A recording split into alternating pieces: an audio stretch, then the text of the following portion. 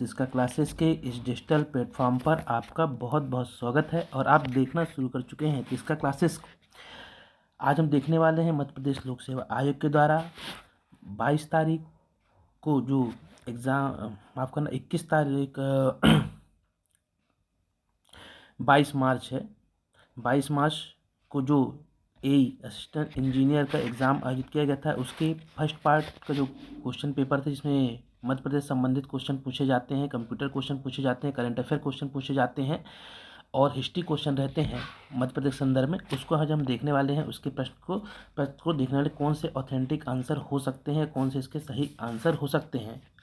जो provisional answer की आएगी वो आयोग के द्वारा जारी की जाएगी, पर अनुमानित आंसर इसमें देख सकते हैं क्या संभावित इसके आंसर हो सकते हैं। तो चलिए देखते हैं। सबसे पहला क्वेश्चन पूछा गया था कि मध्य प्रदेश के पार्ट में से ज्योग्राफी का क्वेश्चन था कि मालवा पठार की दक्षिणी सीमा किस भू आकृतिक विशेषता को परिभाषित करती है। तो इसका जो करेक्ट आंसर हो जाएगा, जो भू आकृतिक विशेषता मालवा पठार परिभाषित करती है वो विंध्यन श्रेणी आएगा। बिल्कुल करेक्ट आंसर हो जाएगा विंध्यन श्रेणी।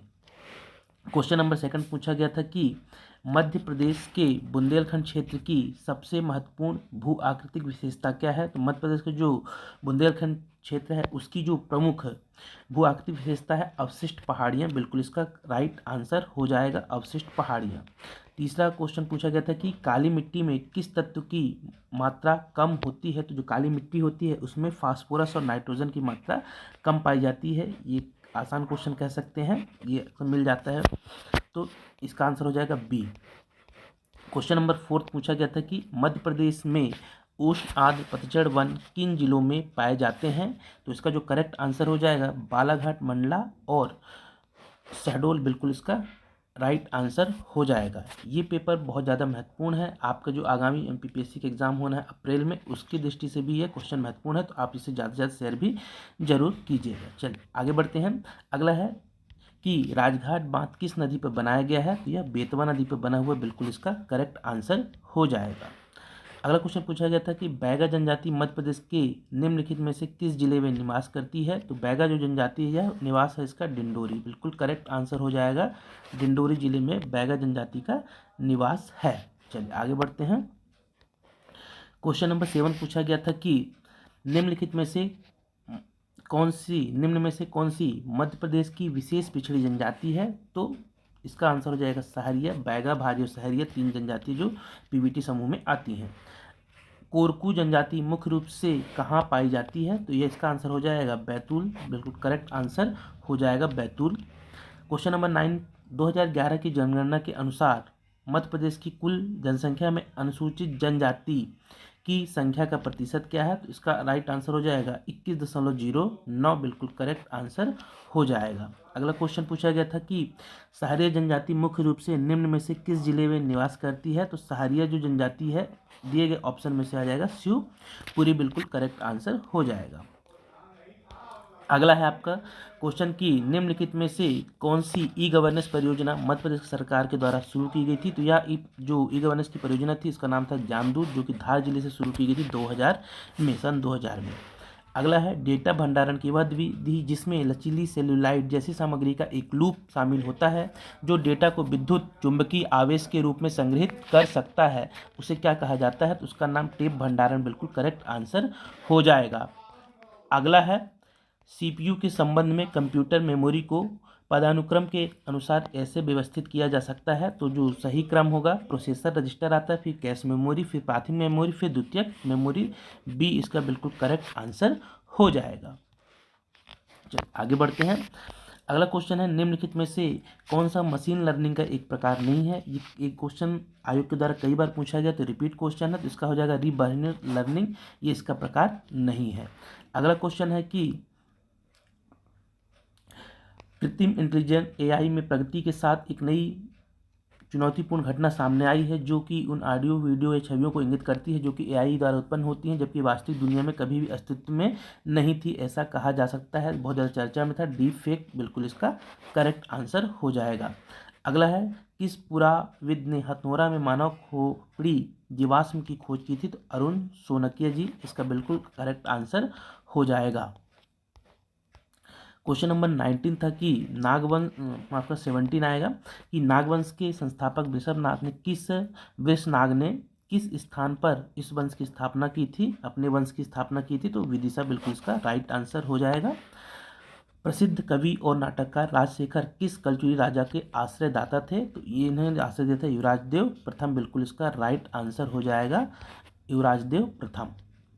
अगला है, किस मुस्लिम सेनापति ने बर्मा शासक महलक देव को परास्त कर उज्जैन पर अधिकार कर लिया था? तो इन्होंने जिसको पराजित किया था उनका नाम आइन उल मुल्क, क्या हो जाएगा? आइन उल मुल्क, बिल्कुल इसका राइट आंसर हो जाएगा। क्वेश्चन नंबर 20, निमाड़ के फारूकी वंश का संस्थापक कौन था? निमाड़ के जो फारूकी वंश के संस्थापक थे मलिक रजा, बिल्कुल इसका करेक्ट आंसर हो जाएगा। ये करंट को संबंधित क्वेश्चन, साहित्य में 2025 का जो नोबेल पुरस्कार है साहित्य क्षेत्र में किसे दिया गया है? लाजलो क्राजनो हरकोई, इसका बिल्कुल करेक्ट आंसर हो जाएगा। कौन बिना अतिरिक्त ऑक्सीजन के माउंट एवरेस्ट में सफलतापूर्वक स्की करते हुए नीचे उतरने वाला पहला व्यक्ति बना है? तो अंद्रेज बर्गिएल, बिल्कुल इसका राइट आंसर हो जाएगा। 2030 के कॉमनवेल्थ गेम्स भारत किस शहर में आयोजित होना है? तो ये अहमदाबाद, बिल्कुल करेक्ट आंसर हो जाएगा। अगला क्वेश्चन पूछा गया, सरक नरक या छे नामक उपन्यास के लेखक कौन है? इस उपन्यास को लिखा है जगदीश चंद्र जोशीला, जो कि निमाड़ी भाषा के प्रसिद्ध साहित्यकार भी हैं ये, और इन्हें पद्मश्री मिला हुआ है 2025 का, ये भी आप ध्यान रखने से।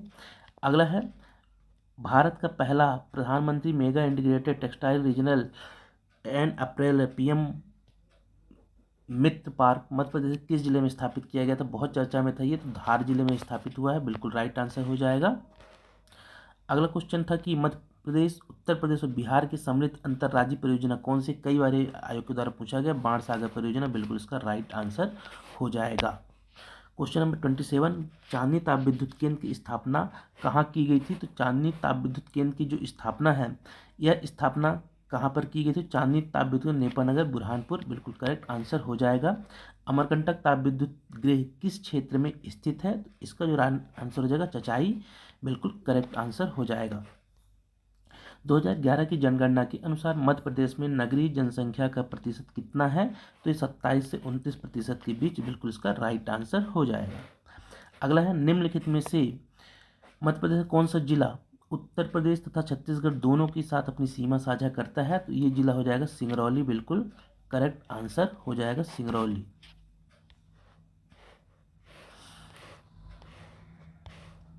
क्वेश्चन नंबर 31 पूछा गया था कि मध्य प्रदेश पंचायत उपबंध जो पेशा है न्यायिक एक्ट 2022 किस नियम के अंतर्गत ग्राम सभा को कपट द्वारा अंतरित अनुसूचित जनजाति की भूमि वापसी का अधिकार है? तो नियम 20, बिल्कुल इसका राइट आंसर हो जाएगा।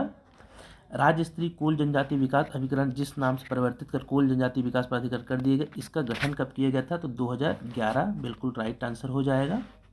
प्रधानमंत्री जनजातीय न्याय अभियान पीएम जनमन के अंतर्गत 2024-25 मध्य प्रदेश कितने जिलों को लाभान्वित किया गया था? तो 24, बिल्कुल राइट आंसर हो जाएगा। अगला है, अनुसूचित जाति और अनुसूचित जनजाति अत्याचार निवारण अधिनियम जो 1989 की धारा में लोक सेवक को अनुसूचित जाति या अनुसूचित जनजाति का सदस्य नहीं है कर्तव्य की उपेक्षा पर दंडित करने का प्रावधान धारा 4 में बताया गया है, बिल्कुल करेक्ट आंसर हो जाएगा। जनजाति मंत्रणा परिषद में अध्यक्ष उपाध्यक्ष और सदस्यों की कुल संख्या कितनी होगी? तो इसमें संख्या जो बताई गई है 20, बिल्कुल राइट आंसर हो जाएगा। मध्य प्रदेश में वन विकास निगम की स्थापना, ये भी कई बार रिपीट क्वेश्चन है, इसका आंसर हो जाएगा 24 जुलाई 1975, बिल्कुल करेक्ट आंसर हो जाएगा। अगला क्वेश्चन 37 का कि मध्य प्रदेश में जैविक ऑर्गेनिक संसाधनों के बेहतर उपयोग के उद्देश्य से सन 2001 में किस विभाग का गठन किया गया था? तो जो विभाग था मध्य प्रदेश जैव प्रौद्योगिकी परिषद, बिल्कुल करेक्ट आंसर हो जाएगा। अगला है, मध्य प्रदेश में वन का विभाजन किस आधार पर किया गया है? तो यहाँ पे वनों को चूंकि अपन पढ़ते हैं तो उष्णकटिबंधीय आधार भी है, वनस्पति भौगोलिक, तो जो बेसिकली जो चूंकि मध्य प्रदेश टोटली उष्णकटिबंधीय क्षेत्रों में नहीं आता पूरी तरह से, तो इसका जो करेक्ट आंसर होना चाहिए वनस्पति और भौगोलिक क्षेत्र के आधार पर किया गया है, बी बिल्कुल करेक्ट आंसर होगा। विपणन वर्ष 2024-25 में किस फसल का उपार्जन न्यूनतम समर्थन मूल्य पर प्राइस सपोर्ट स्कीम के अंतर्गत पहली बार शामिल किया गया? तो सोयाबीन को इसमें पहली बार रखा गया है, बी बिल्कुल इसका करेक्ट आंसर हो जाएगा। मध्य प्रदेश का सकल राज्य घरेलू उत्पाद GSDP वित्तीय वर्ष 2024-25 में वर्तमान मूल्यों पर कितना रहा है। वर्तमान के मूल्य पर बताने की बात कर रहा है तो ये हो गया 395 करोड़ रुपए। बिल्कुल करेक्ट आंसर हो जाएगा। चलिए आगे बढ़ते हैं। अगला है फरवरी 1930 को जबलपुर से दैनिक लोकमत का किसने संपादन किया हुआ था। तो इसका संपादन उस समय किया था जबलपुर से DP मिश्र के द्वारा किया गया था। और वैसे देखा जाए तो आर्य समाज की स्थापना भोपाल में किस नाम से की गई थी। एक अच्छा क्वेश्चन है, ट्रिकी क्वेश्चन है। तो ये जो है इसकी जो मित्र सभा, बिल्कुल इसका करेक्ट आंसर हो जाएगा। और D बिल्कुल करेक्ट आंसर है। मित्र सभा के नाम से इसका यहाँ पे स्थापना की गई थी भोपाल में। Paper relating to the original types of the central provision, यह किसकी रचना है। तो ये स्टीफन हेलेप्स की रचना है। स्टीफन हेस्लोप की रचना है। बिल्कुल करेक्ट आंसर। मध्य प्रदेश की कौन सी जनजाति मुख्यतः मेघनाथ को अपना आराध्य मानती है। तो कोरकू बिल्कुल करेक्ट आंसर हो जाएगा। भोपाल राज्य प्रजामंडल की स्थापना कब की गई थी। 1938 बिल्कुल करेक्ट आंसर हो जाएगा इसका। क्वेश्चन नंबर 46, मध्य प्रदेश में उप लोकायुक्त का कार्यकाल कितना होता है। तो इसका आंसर हो जाएगा 6 वर्ष। बिल्कुल राइट आंसर। निम्नलिखित में से मध्य प्रदेश में किस मुख्य सचिव का कार्यकाल सबसे लंबा रहा है। तो RP नरोना, जिनके नाम पे RCPB प्रशासनिक जो प्रशिक्षण संस्थान है हमारे का, वो भी इन्हीं के नाम पर है। अगला 73वें संविधान संशोधन अधिनियम के तहत पंचायती राज लागू करने वाला देश का पहला राज्य कौन सा था। तो यह हो जाएगा मध्य प्रदेश।